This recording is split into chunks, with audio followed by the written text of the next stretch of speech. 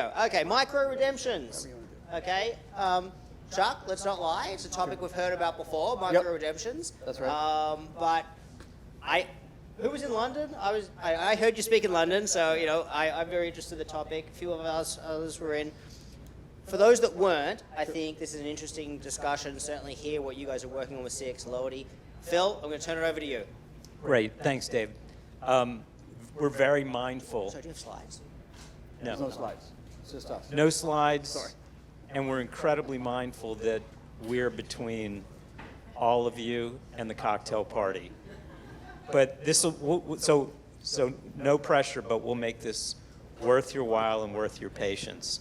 So thanks for hanging out, and it'll all be worth it. Great to be with you, Chuck. You too.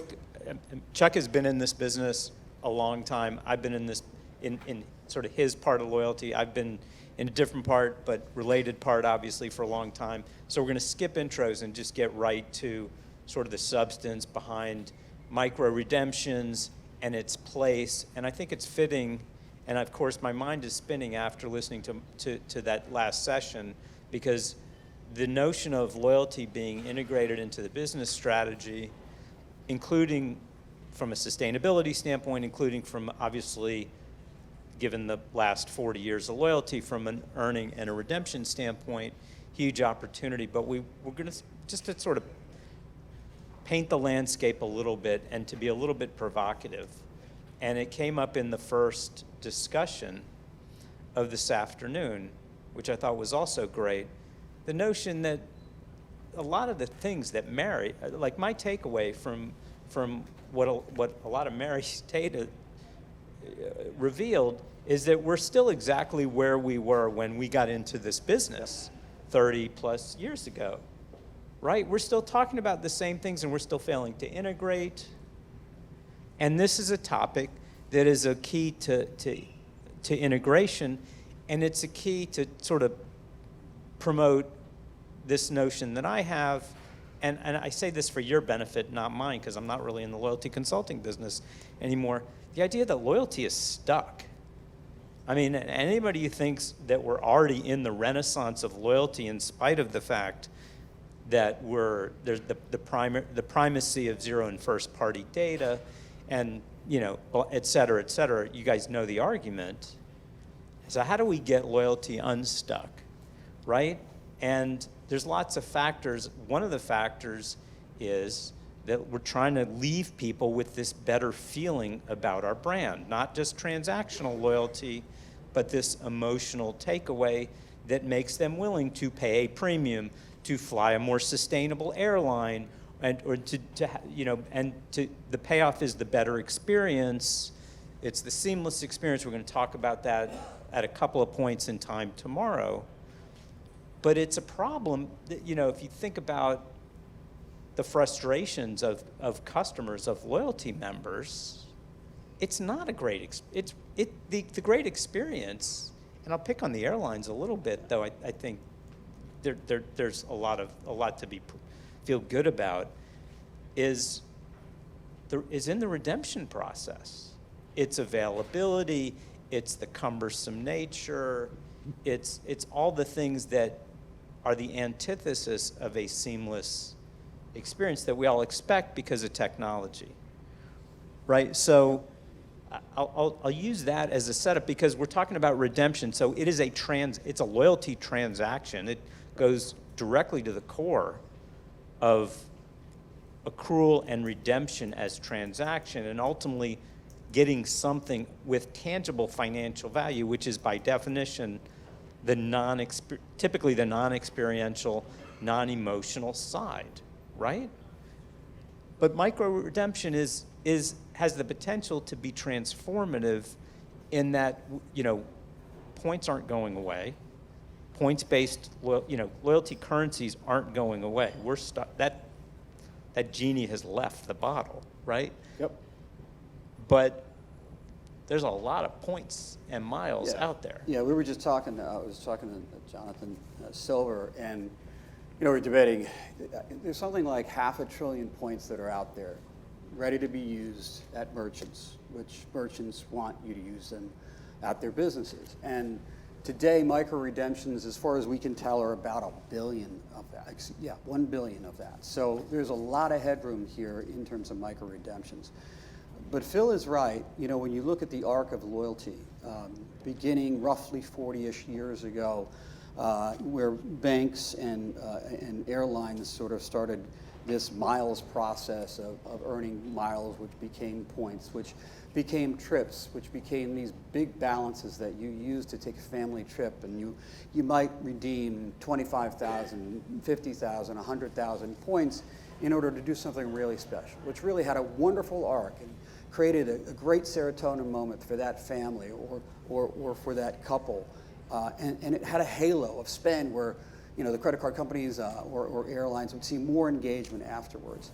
But that's not necessarily where we should be focusing anymore, because it's extremely mature. You know, we were talking about it. You know, it's imagine, you know, this big container of all possible redemptions, and in it there's big rocks, there's, you know, medium-sized rock, there's pebbles, and then there's grains of sand. And those big rocks or those big redemptions, they take forever, right? Not just to accrue, but how long do you think it takes to redeem typically on a bank or an airline program? Anybody have a guess? Just throw out a guess. 5 minutes? 10 minutes? 15? It's more than that. It's typically like 20 minutes. That's if you know what you're doing. Does anybody think that's too long? It's way too long, right? And part of that is because we have legacy systems, right, that aren't necessarily microservices enabled, that are not API driven, and that are, you know, the airlines are kind of the stalwart of these legacy systems, what you call green screen. Do you guys don't remember what a green screen is? Okay. That's 50 years. Yeah. I was like, right. It's 50-year-old technology. So we're not necessarily going to pivot and change that tomorrow. That's not going to happen. That's going to change gradually. The airlines have enough things on their mind, including being carbon neutral, right? And so one of the things that micro-redemptions can redo, and remember, they're that sand in that big container, is create these points of engagement for customers that are incredibly positive, but if done right, are frictionless. And what I mean by that is, imagine you go up to a point of sale, and in our experience, and I know Jonathan and Engaged People is doing this, and others at this conference are doing this, you dip your card or you swipe your card, and it immediately gives you an offer. And that offer is a binary offer. It's yes or no. The typical offer is, would you like to redeem 20,000 points from your Acme loyalty program for $10 off this transaction? Okay? Very simple, very easy, and when presented to people over a roughly 30-month period of time, 1/3 of them redeemed like that. And of those 1/3, 1/3 of those folks had never engaged in a redemption within their loyalty program before. So think about that, right? A couple of things. If you guys were calculating, and I know a lot of these people are loyalty calculators, they're like, well, that's 50 basis points, and this program is based probably 100 basis points. So is it a great deal? And the answer is yes. Why? Because customers did it, right? And they did it because it was convenient and it was easy, right? There's a cost to taking that friction out of the system, right? And bringing it to the customers. And a lot of people in the value chain of getting essentially loyalty to the point of sale. But when you can do it, you have the ability to have that sand be thousands of touch points for your customer, to habituate them to using your product and thinking of your product at the point of sale and before the point of sale. And I think that's really critical to understanding what micro redemptions can be. So that's a long answer to your short question. No, it's great. And you said, you mentioned what's the greatest loyalty strategy in the history of the world? Inertia, habit, Yeah. and cultivating habit and leaving habit, like creating habits and doing just enough to nudge them to sustain them. Yeah, and the other thing is Phil and I have been in this industry 20-something years, 30-something years, right? So we're not the next customer. And the next customer, whether you want to call it the TikTok, Gen Z, whatever it might be, we have Dave Kent in the back of the room, who's probably one of the foremost experts in loyalty. He's taught me a lot about Gen Z.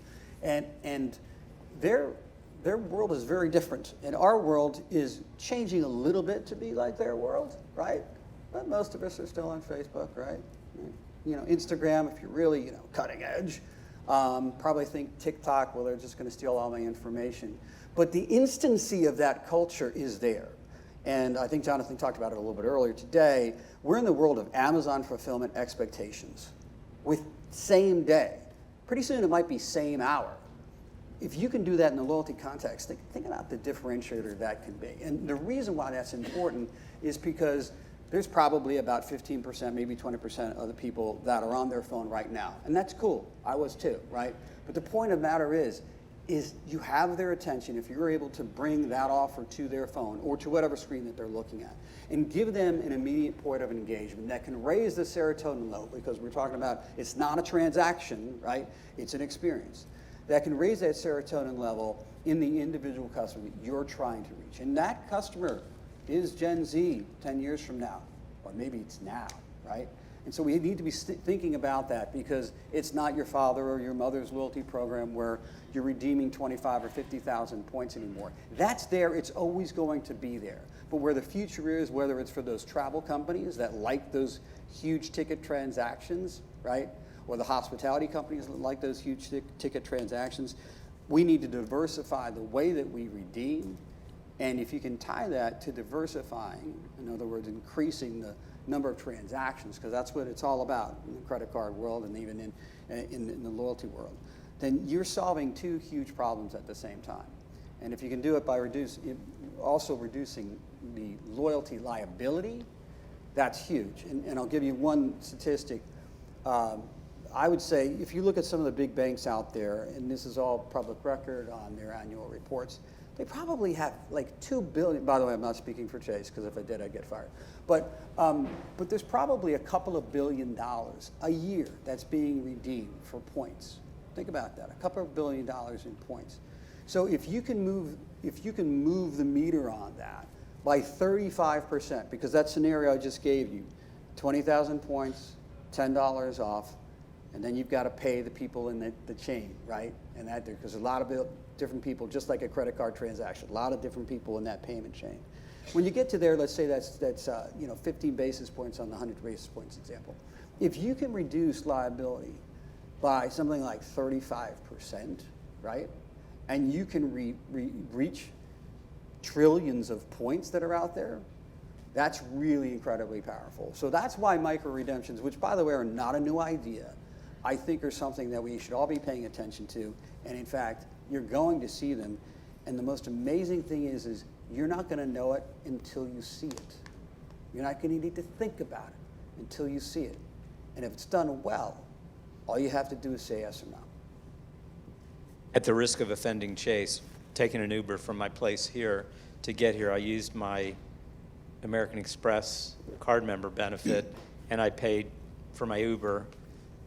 That was a micro redemption. Yeah. But I think you touched on the economics of this, and shout out to Len, who's here, who's going to talk more about loyalty economics. But the $1 billion that you're talking about of cash redemption at a bank, or there's 50, maybe somebody has a better number, maybe Len does, of the total liability outstanding. But there's, let's just for round numbers assume it's around $50 billion.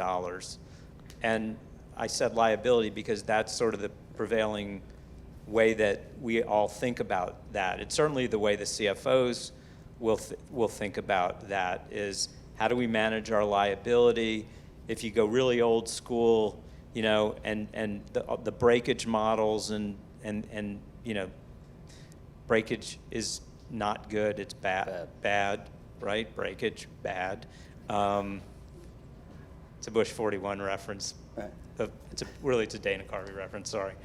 But the other way to think about that, if you flip the thinking about that, it's $50 billion worth of open to buy.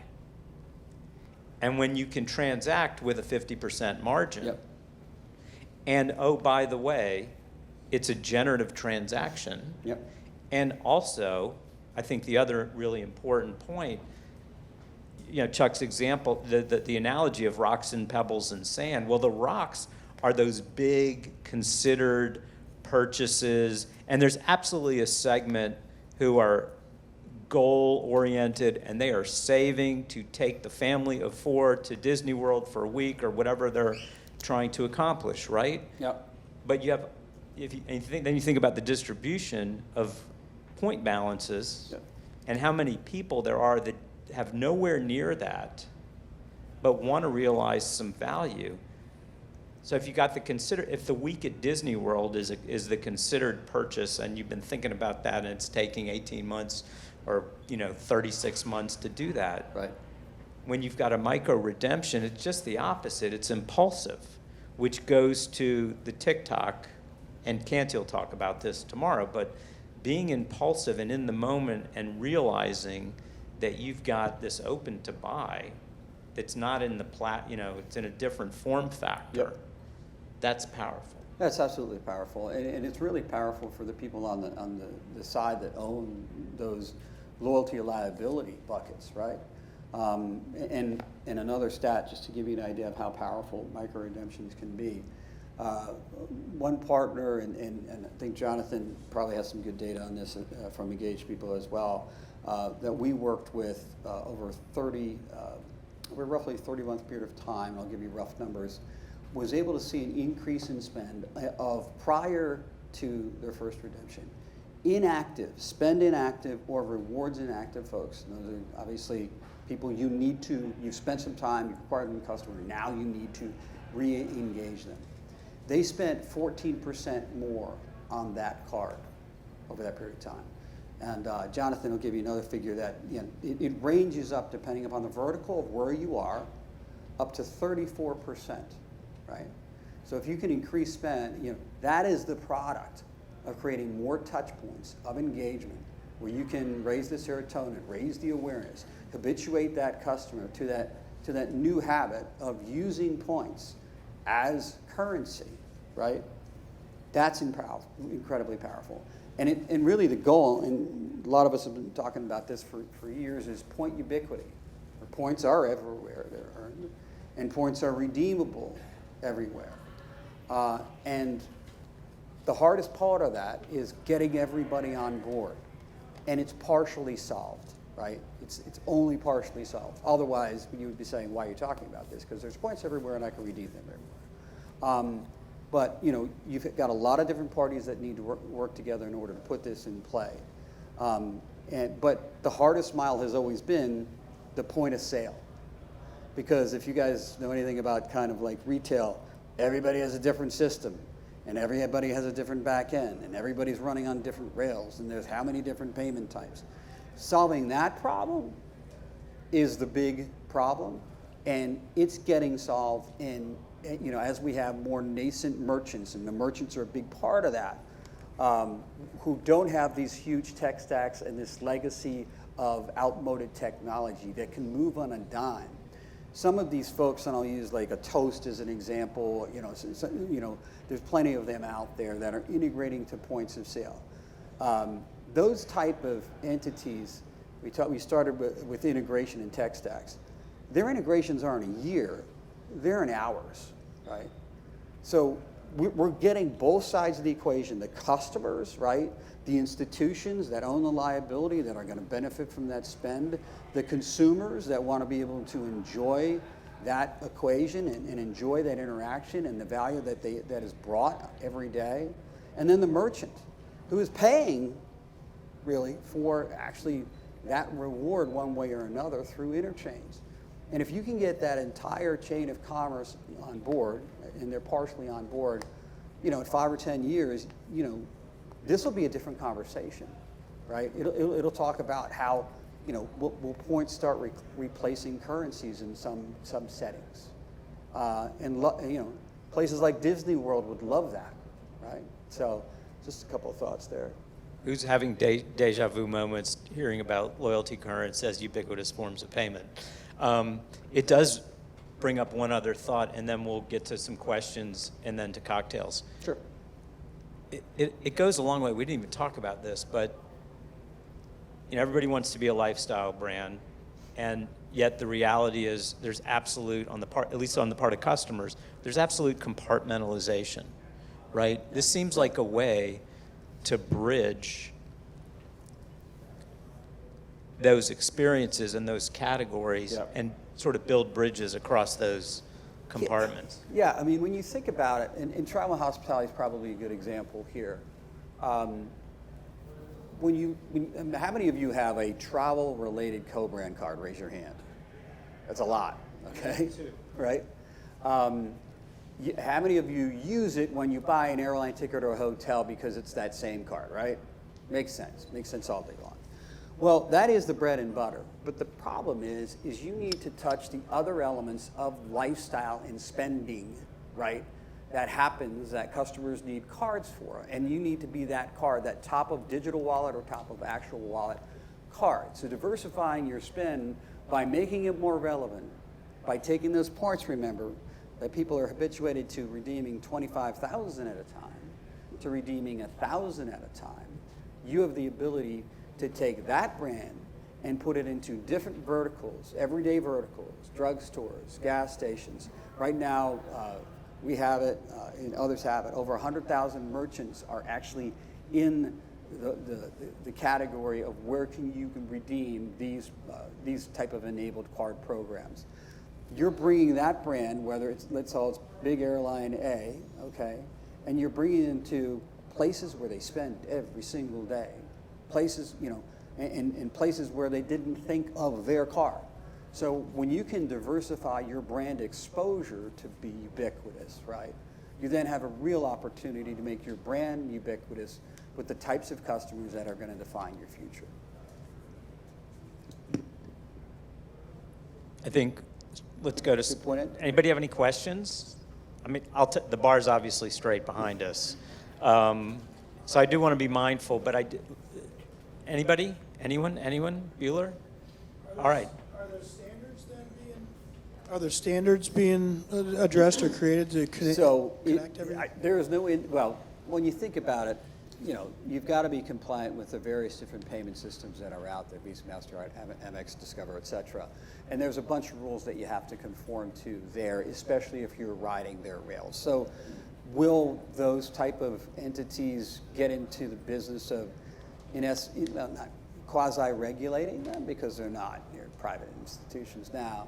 The answer is right now, there isn't standards, but at a certain point in time that could be an answer, but it depends upon whether it's reactive or whether it's trying to create the environment of where points are ubiquitous and you can spend them everywhere, or whether it's reacting to the environment. But there probably will be at some time, but not at this point, because the market is simply too fractured. When you think about it, you've probably got 5 main credit card processors out there and another 10 or 15 that matter. That's the last mile. You got to get all of those on board. So as long as you're running on the rails right now of a Visa or MasterCard, which is really key to this supposition, right, you're fine. But when you get outside of those rails, think about a loyalty network that just has points, right? That isn't Visa or MasterCard, right? That's current. That's true loyalty currency, where it is a network where it's good everywhere. And I think that's where the industry is going at some point, and whoever can get there is going to have the next best thing in this industry.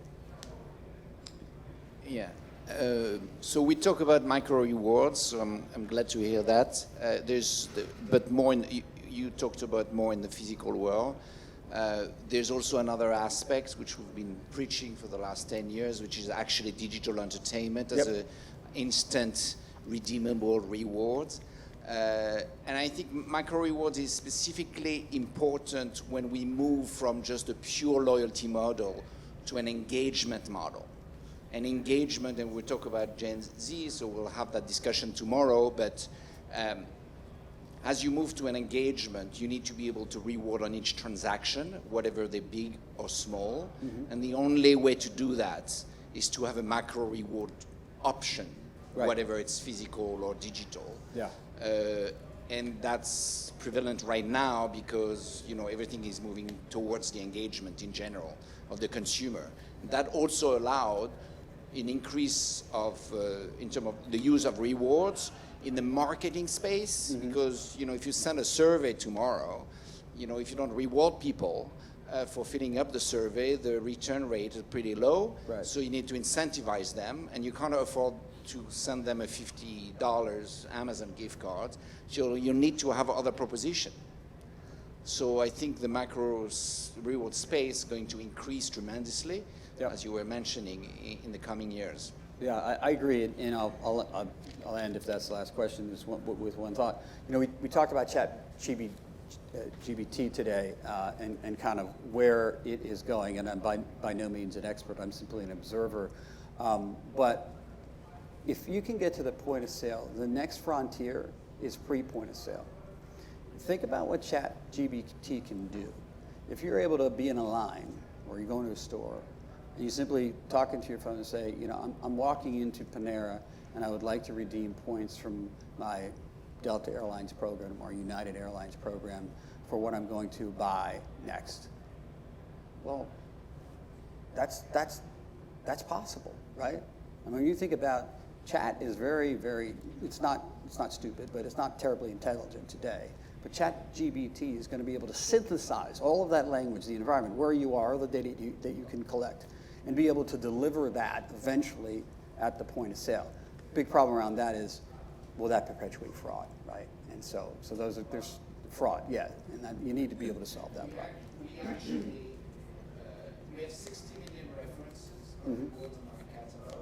With this ChatGPT, you can narrow the data set you're using. So we've narrowed the use of ChatGPT to our data set. So today, our consumer can ask on any program we're part of. Yep. I'm interested in food. I want to spend 2,000 points. What do you have on offer? Yep. Exactly. That's the step towards Yeah.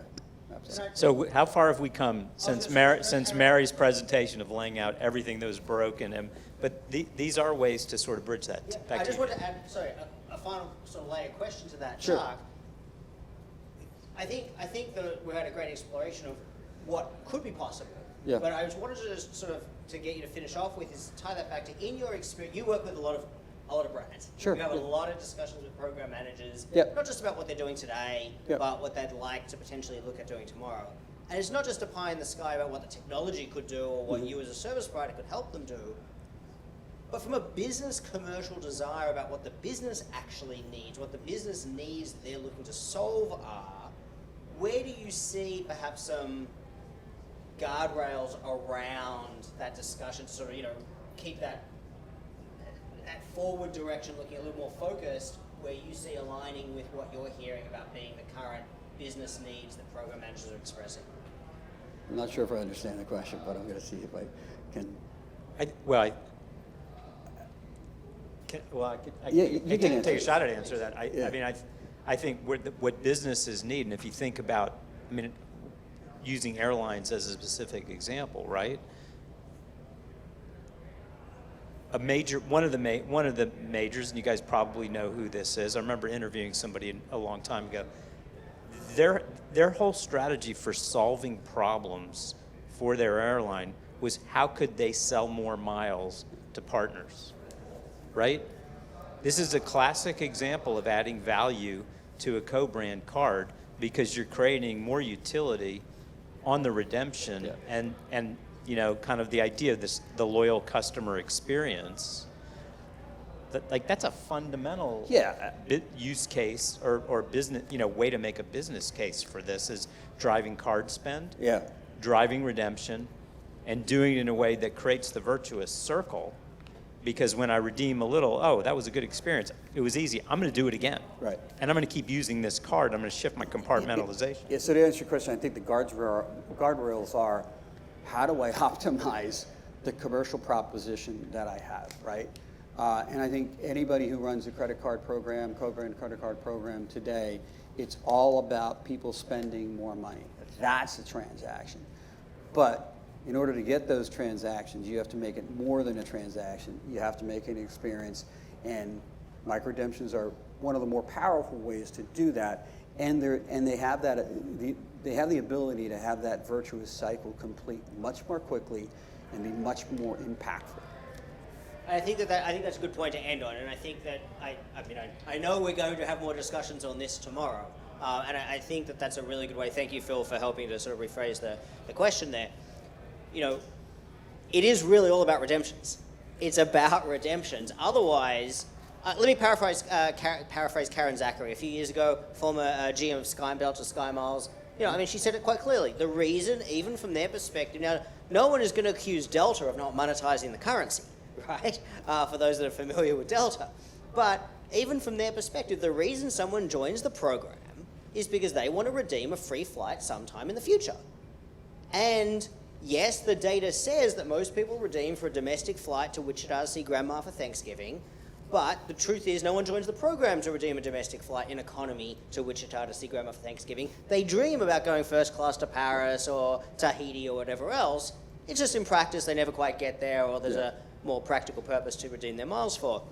But it's the redemption that leads into this cycle that then drives the earn behavior, let's put the parenthesis there, the profitable earn behavior, which is what our chief commercial officers want to see and our chief financial officers want to see. So I think that is a great, I think it's a great segue, I think, into tomorrow's conversation. I think it's a good way to wrap up the importance of redemption. Thank you for talking through the relevance of micro redemptions in that picture as well. Phil, obviously, thank you for leading that. I know the booze is ready and waiting. People are thirsty, people are hungry, people are tired, probably want to get out of the AC, which isn't too cool with the sun coming in through the windows. So big round of applause, please, for Chuck and Phil.